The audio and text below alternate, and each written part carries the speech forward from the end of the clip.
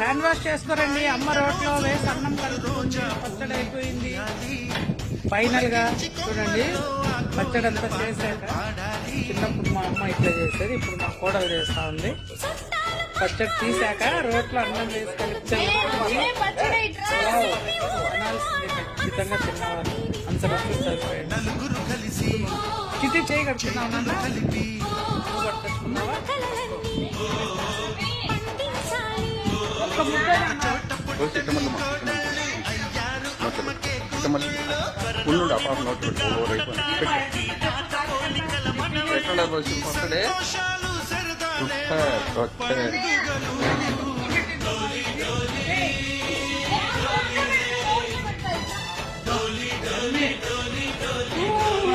ఎంత టైం ఎంత పర్వాలేదా? ఒక అనకూడదు.